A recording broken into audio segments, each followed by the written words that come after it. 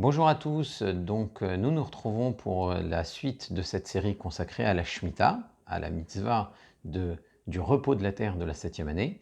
Nous avions vu la dernière fois ce que signifiait le Heter Mechira, la permission de vendre la terre pour pouvoir justement contourner les contraintes liées à la mitzvah de la Shemitah. Et aujourd'hui, nous allons découvrir les solutions qui existent si on a envie de se montrer Mehader, si on a envie de respecter la Shemitah, la méhadrine de façon plus stricte et plus rigoureuse et qu'on est prêt à supporter quand même un petit peu des contraintes de la mitzvah. Alors, on avait vu que le Heter Mechira justement posait plusieurs difficultés, plusieurs problèmes. Tout d'abord, la légitimité de la vente de la terre. Est-ce qu'un juif a le droit de vendre sa terre quand c'est la terre d'Israël, bien sûr.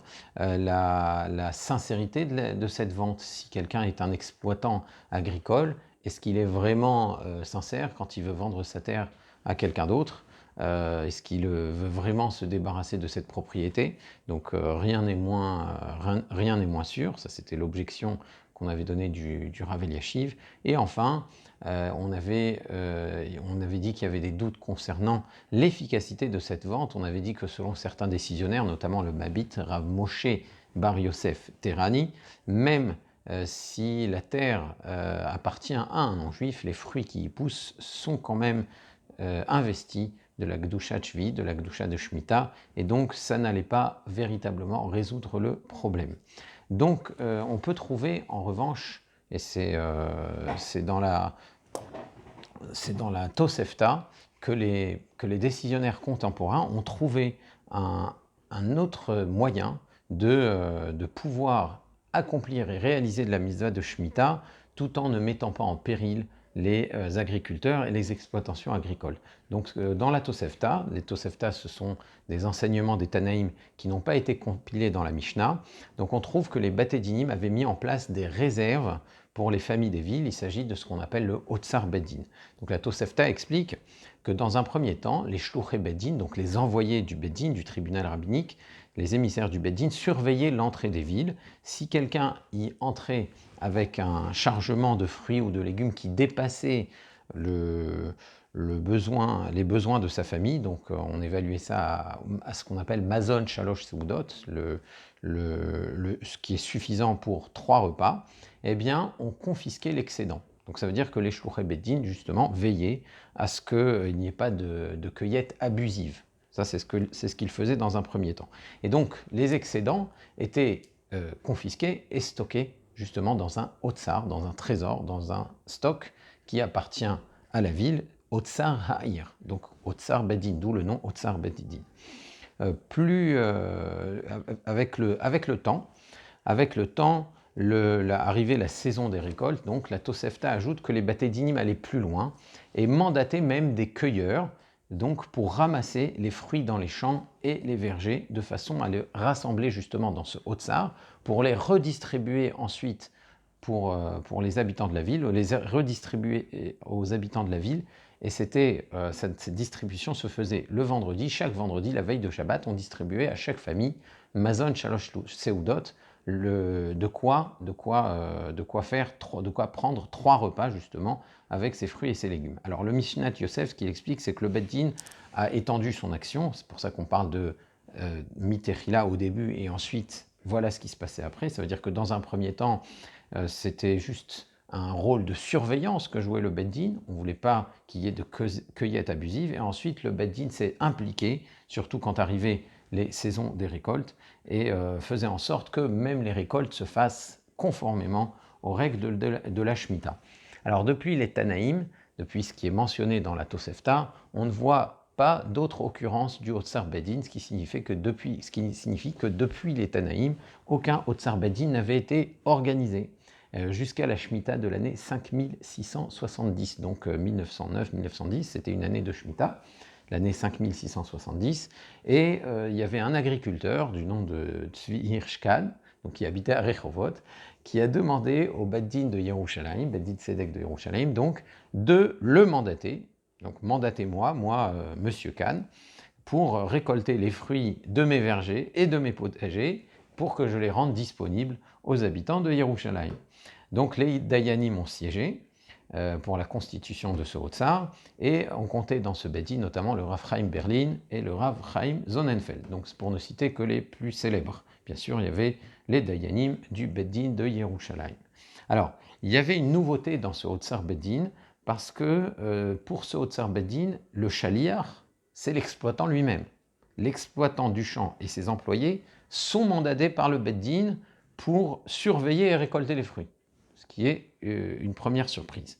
Et deuxième nouveauté par rapport au Hotzar Beit Din de la Tosefta, et non des moindres, c'est la plus grande question qu'on peut poser sur ce Hotzar Beit Din, c'est que ce Shaliach Beit Din, ce Monsieur Kahn, est rémunéré pour cela. Et il est rémunéré grâce à la cotisation des consommateurs. Et comment les consommateurs vont cotiser? Eh bien, en pesant les fruits, en pesant ou en achetant un certain nombre de bouteilles, parce qu'il s'agissait notamment de vin. Donc, en achetant un certain nombre de bouteilles, eh bien, ils allaient payer pour cela une rétribution. Et cette rétribution allait servir justement à payer toute la logistique et donc à rémunérer l'exploitant et ses employés qui permettaient de ramasser les raisins, les presser, les mettre en bouteille et les acheminer vers la ville. Donc, on ne paye pas pour les fruits, bien sûr.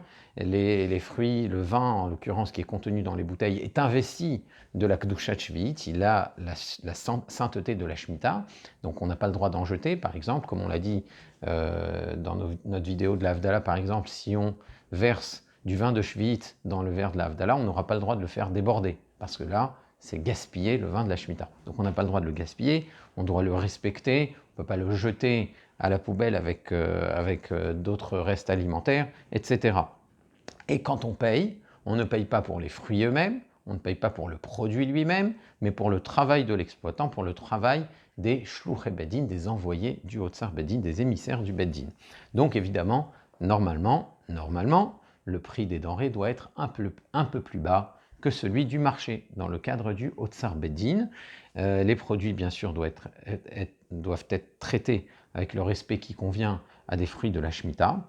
Et donc, cette expérience du Hotzar Beit Din, elle s'est renouvelée des années plus tard, notamment lors de la Shemitah 5705, sous l'impulsion du Chazon Ish. Alors, il y avait encore une nouveauté avec le Chazon Ish, des nouveautés supplémentaires, une tolérance supplémentaire, c'est que d'après le Chazon Ish, il n'est pas nécessaire d'avoir de véritables dayanim pour constituer le Hotzar Beit Din. À partir du moment où on a 3 personnes qui comprennent comment fonctionne un Hotzar Beit Din, qui comprennent les contraintes d'un Hotzar Beit Din, qui savent comment ça fonctionne, eh bien, des gens pieux, donc des Bnei Torah, qui savent ce que ça veut dire, ce que ça signifie un Hotzar Beit Din, peuvent constituer un Hotzar Beit Din.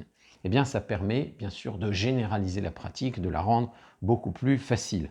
Alors, ce qu'il faut noter, c'est que l'agriculteur, qui normalement est limité dans les travaux dans ses champs, grâce au fait qu'il est Shaliach Beit Din, il aura un peu plus les coups des franches. Oui, normalement, moi, agriculteur, j'ai des champs, je dois laisser ouverts mes champs pendant la Shemitah, je dois laisser les gens y entrer pour se servir de quoi prendre 3 repas, comme on a dit, et c'est tout ce que je peux faire. Je peux faire en sorte de conserver l'existant. Je ne dois pas faire des travaux pour avoir de meilleures récoltes. Je n'ai pas le droit de faire ça, j'ai le droit que de faire en sorte qu'il n'y ait pas de dommages sur mes terres. Je ne dois arroser que de façon à ce que les plantes ne s'abîment pas, comme on a vu lors de notre précédente vidéo. Mais maintenant que moi, l'agriculteur, je suis désigné par le Beit Din pour m'occuper de ces champs et pour fournir aux habitants de la ville ces fruits-là, je ne suis qu'un employé du Beit Din, donc je serai payé, ce qui est intéressant, c'est que je serai payé indépendamment de la récolte, que la récolte soit bonne ou mauvaise, j'aurai le même salaire.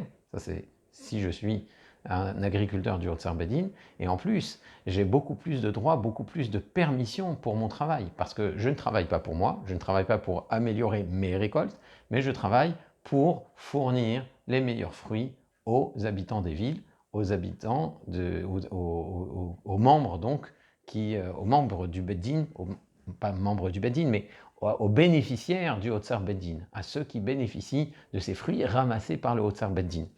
Donc j'ai beaucoup plus de facilité à faire des travaux, je peux mettre en place des engrais et l'élagage. Ça c'est aussi une nouveauté par rapport au Otsar Bedin de la Tosefta, c'est que si dans le Otsar Bedin des Tanaïm, de l'époque des Tanaïm, de l'époque de la Tosefta, eh bien le Bedin se contentait d'engager des cueilleurs, là, l'exploitant, l'agriculteur, il est engagé depuis, la préparation de la récolte. Ça veut dire qu'il peut mettre en place des engrais, il peut procéder à un élagage de façon à ce que la récolte arrive de la meilleure qualité, c'est une récolte de bonne qualité arrive, et dans le meilleur état, elle arrive pour être engrangée, pour être stockée dans le Otsar Beddin. Alors, le fait qu'on ne vende pas les fruits eux-mêmes, mais qu'on ne fasse que quand on fournit les fruits, ce ne sont pas les fruits qui sont achetés, mais c'est juste une cotisation qui est versée pour l'entretien justement de l'agriculteur et des shluchei Bedin, des émissaires du Bedin, ça donne une permission supplémentaire, c'est que j'ai le droit de peser les fruits, j'ai le droit de mesurer leur volume. Normalement, les fruits de la Shemitah, ils ne peuvent pas être vendus à la pesée, comme on a vu dans notre précédente vidéo, ils ne peuvent pas être mesurés au volume, c'est ce qu'on appelle derech mekar ou memkar, c'est de la vente, c'est de la commercialisation. Or, les fruits ne peuvent pas être commercialisés. On a dit les fruits de la Shemitah ne peuvent être que ramassés et utilisés par le particulier, qui normalement devrait lui-même les ramasser dans les champs. Mais maintenant que le Bedin a désigné des shluchim, des émissaires pour ramasser les fruits pour nous, les citadins, qui n'allons pas dans les champs, eh bien, et quand j'achète les fruits, je ne fais que payer ma cotisation en fonction de la quantité de fruits et de légumes que je vais prendre pour moi, je ne paye pas les fruits eux-mêmes, eh bien quand on pèse les fruits, on ne pèse pas les fruits pour les vendre, ce n'est pas du mekar ou memkar, ce n'est pas de la commercialisation des fruits, c'est juste une mesure du service qui a été rendu, du service logistique qui a été rendu, de la récolte, de l'entretien des champs, pour me l'amener jusqu'à la ville. Alors évidemment, quand on achète des fruits chez notre primeur, dans n'importe quelle ville du monde, on ne paye pas évidemment que les fruits, on paye bien sûr toute la logistique qui est derrière. Mais dans le Otsar Beddin, on ne paye que la logistique et non le produit lui-même. Et donc c'est pour ça que peser des fruits, ça ne pose pas normalement de problème dans le cadre du Otsar Beddin. Cela dit, Rav Mordechai Eliyahu conseillait de ne peser les fruits que rapidement et de façon furtive. Pourquoi? Parce que on fait payer le consommateur à peu près. Parce que si on les pèse de façon précise, là on rentre dans... Là, finalement, on pèse quand même des fruits de la Shemitah. Et selon certains décisionnaires, le Gaon de Vilna notamment, peser des fruits de la Shemitah, c'est leur manquer un petit peu de respect. Donc, même si le Otsar Beddin rend plus permissif la pesée, donne plus de permissions concernant la pesée et la mesure des fruits, étant donné qu'on doit quand même du respect à ces fruits qui sont investis de la Gdushat Shemitah, on ne devrait pas les peser comme on le fait d'habitude, mais avec un certain chinouille, de façon assez rapide, assez furtive, pour dire, bon, tu as pris à peu près 1,2 kg, donc je vais te faire payer tant et tant, même si c'est 1,207 kg. Donc la somme, la rémunération, la cotisation, elle ne devrait pas se faire de façon exacte, selon le Gaon de Vilna, puisqu'on ne peut pas peser les fruits, eu égard simplement au respect qu'on leur doit. Donc ça, c'est voilà comment on pèse des fruits du Otsar Beddin. Alors il y a une autre conséquence très importante du Otsar Beddin, c'est que comme c'est un Otsar Beddin, eh bien il y aura un changement très important concernant le biour. Alors c'est quoi le biour? Comme on l'a mentionné dans les précédentes vidéos, la Shemitah est désignée à la consommation. Lecha, velivehemtecha, velachaya asher be'artsecha, pour toi, pour ta bête et pour la bête des champs. Donc les Chachamim, dans la Mishnah, dans les Gemarot qui concernent la Masechet Shevi'it, font la déduction suivante. Il n'est permis de consommer les fruits de la Shemitah, donc abandonnés pour tous, que tant qu'ils sont disponibles aussi pour la bête sauvage. Autrement dit, s'il n'y a plus de ces fruits dans les champs, eh bien, même si moi j'avais stocké des fruits, j'en avais fait de la confiture, je voulais la conserver pour longtemps, maintenant qu'il n'y a plus de ces fruits-là dans les champs, eh bien je ne peux plus consommer des fruits que j'ai stockés dans ma cuisine. Exemple, j'ai ramassé des prunes, je les ai ramenées à la maison, j'ai fait de ces prunes quelques pots de confiture, je consomme mes pots de confiture puisque les fruits de la Shemitah sont désignés justement à la consommation, sont destinés à la consommation. Mais ça, je ne peux le faire que tant qu'il y a encore des prunes dans le verger. Une fois que dans le verger, il n'y a plus aucune prune, eh bien même s'il me reste encore des fonds de ces pots de confiture de prunes, je ne peux plus les consommer. À partir du moment où il n'y en a plus pour la bête des champs, il n'y en a plus non plus pour moi, le consommateur, dans ma maison. Lecha, velivehemtecha, ve'elachaya asher be'artsecha. Ça doit être pour toi, pour ta bête et pour la bête des champs. Autre exemple, si en novembre prochain, eh bien, il n'y a plus de raisin dans les vignobles, eh bien, le vin que j'aurais fabriqué et que j'aurais mis dans mes caves n'aura plus la possibilité, et je n'aurai plus la possibilité de le consommer. Puisqu'il n'y en a plus pour la bête des champs dans les vignobles, eh bien, le vin qui est dans mes caves, lui aussi, doit subir un biour. Alors, qu'est-ce que ça veut dire qu'il doit subir un biour? Selon Maïmonide, selon le Rambam, le biour, comme son nom l'indique, c'est la destruction. Je dois détruire ces fruits, je dois m'en débarrasser, les jeter dans la mer morte ou les brûler. Donc ça, c'est la définition du Rambam de Maïmonide. Nachmanide, Ramban en revanche, lui pense que le biour des fruits de la Shemitah, c'est un nouvel abandon. Autrement dit, puisqu'il n'y en a plus dans les champs, même si j'en ai dans mes placards, je dois les abandonner à nouveau, puisqu'il n'y en a plus dans les champs. Je dois faire en sorte qu'il y ait un nouvel hefker, un nouvel abandon de ces fruits-là. Donc ça, c'est la position du Ramban de Nachmanide, et c'est très important de le noter, c'est le minhag Yerushalayim, c'est l'habitude à Yerushalayim. Ça veut dire qu'à Yerushalayim, on avait l'habitude d'abandonner à nouveau les fruits, de laisser dans la cage d'escalier pour que tout le monde s'en serve, et à la limite, les reprendre s'il le faut, et ainsi on aura réalisé la mitzvah du biour, et on pourra consommer tout à fait normalement ensuite ces fruits. Ces fruits n'auront plus de gdusha puisqu'on est arrivé à la fin de la mitzvah de la Shemitah, on a réalisé tout ce qu'il fallait réaliser avec ces fruits-là. Qu'est-ce que je dois faire avec les fruits du Otsar Beddin? Qu'en serait-il pour les fruits donc du Otsar Beddin? Eh bien, selon le Rambam, je devrais les détruire aussi. C'est même pas évident, selon le Rambam, que le Otsar Beddin est permis parce qu'il ne rapporte pas ce passage de la Tosefta. Il semblerait, selon certains, que d'après le Rambam, la possibilité même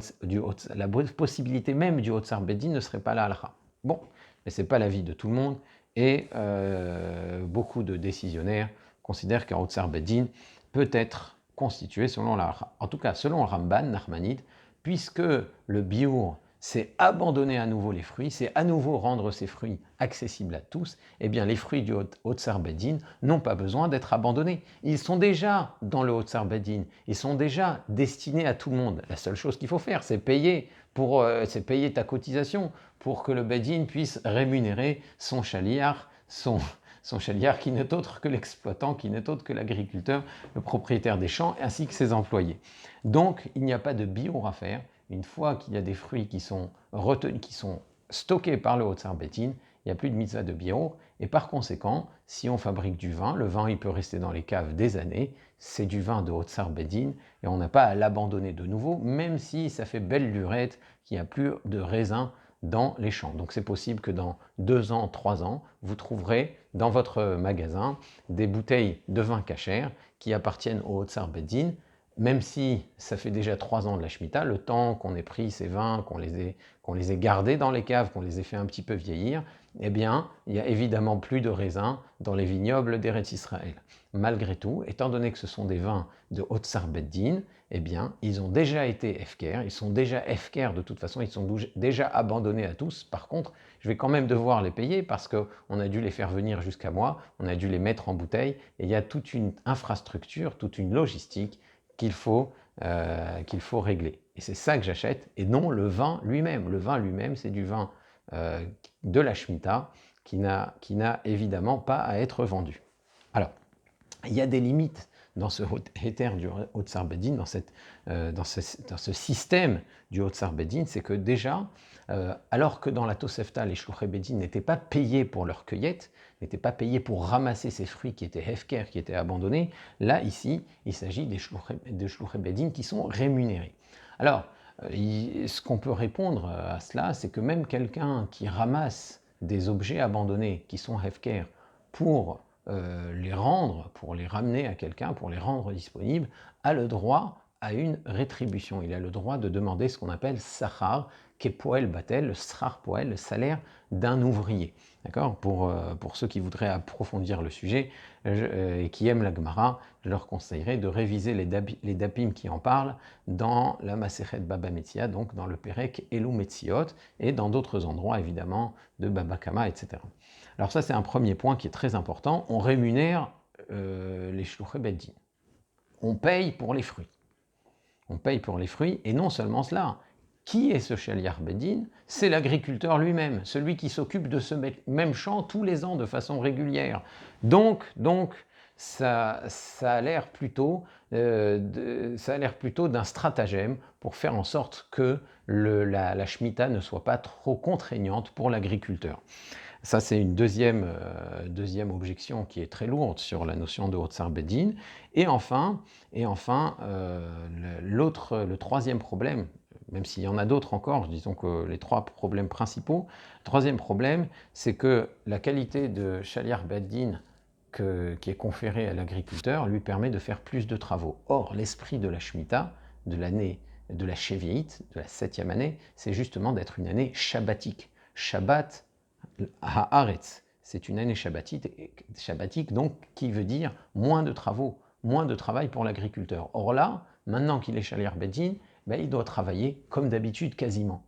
Il doit faire en sorte qu'il y ait une récolte qui arrive dans les caisses du Otsar Beddin, dans les caisses du stock du Beddin, et qui soit redistribuée. Donc finalement, quelle différence entre ce Otsar Beddin et ce qu'il fait habituellement?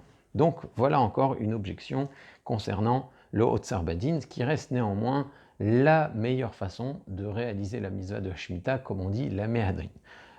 C'est à noter que le Rav Kook, Rav Avraham Yitzhak HaKohen Kook, avait émis le projet de cumuler à la fois le Heter Mechira, la vente de la terre, à celui du Otsar Beddin.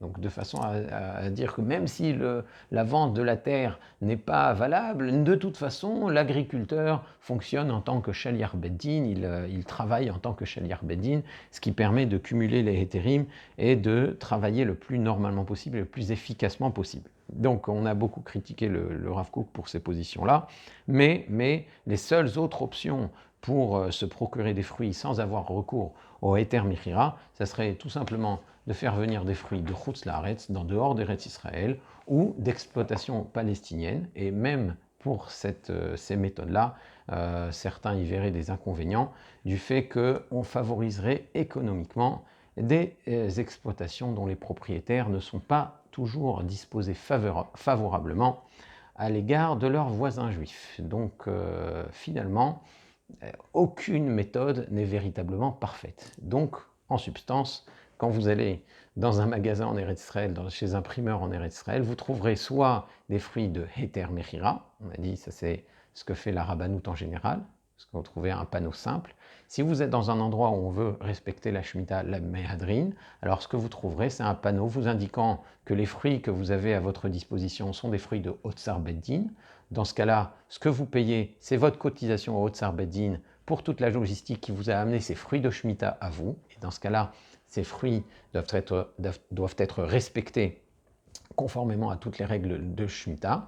Et enfin, ce que vous pouvez avoir aussi d'autres, c'est ce que l'on appelle Yeboul Chutz Laaretz, des fruits qui viennent d'en dehors d'Eretz Israël, de pays voisins, de Turquie par exemple, de Jordanie, ou Yeboul Nochri, des fruits qui viennent d'exploitation appartenant à des non-juifs qui, selon Rav Yosef Karo, pas selon le Mabit, qui selon Rav Yosef Karo, ne sont pas investis de la Gdusha d'Eretz Israël. Donc on a vu l'essentiel des règles de la Shemitah. Bien sûr, c'est beaucoup plus vaste que ça. Ce qu'on a vu, c'est pas du tout exhaustif. Vous pouvez encore avoir des questions à ce sujet et je vous suggère de les poser sur le fil de la discussion. Be'ezrat Hashem, on reviendra sur le sujet avant Rosh Hashanah pour parler de, cette fois, la Shemitah de Kesafim, l'annulation des dettes avant la fin de la 7e année. Et d'ici là, je vous dis à très bientôt. Au revoir.